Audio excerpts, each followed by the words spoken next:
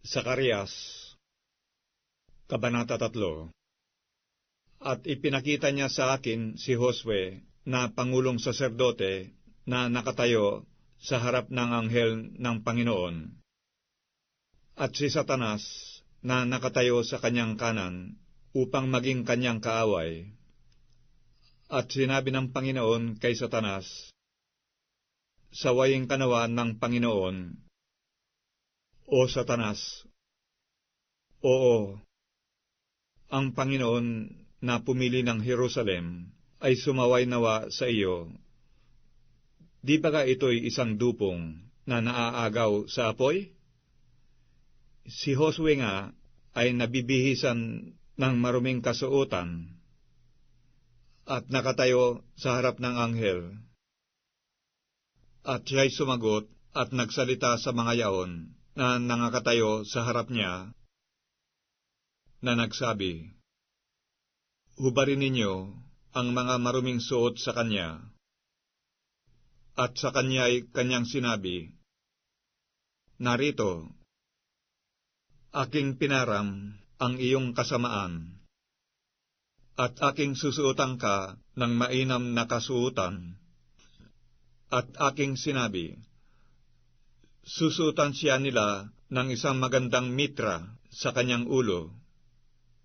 Sa gayoy, sinuotan siya ng magandang mitra sa kanyang ulo, at sinuotan siya ng mga kasuotan.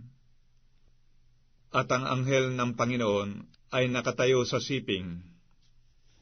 At ang anghel ng Panginoon ay tumutol kay Josue na nagsabi, "Ganito ang sabi ng Panginoon ng mga hukbo, kung ikaw ay lalakad sa aking mga daan, at kung iyong iingatan ang aking bilin, iyo nga ring hahatulan ang aking bayan, at iyo ring iingatan ang aking mga looban, at bibigyan kita ng kalalagyan sa gitna ng mga ito na nangakaharap.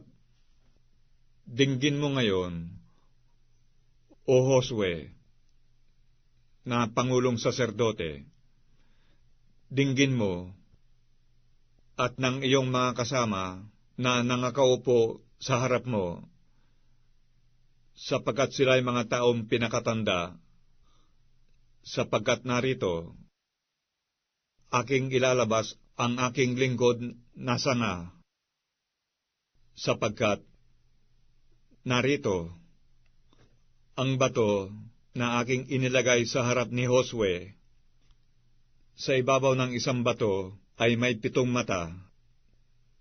Narito, aking iuukit ang ukit niyaon, sabi ng Panginoon ng mga hukbo, at aking aalisin ang kasamaan ng lupaing yaon sa isang araw. Sa araw na yaon, sabi ng Panginoon ng mga hukbo, tatawagin ng bawat isa sa inyo ang kanyang kapwa sa lilim ng puno ng ubas at sa lilim ng puno ng igos.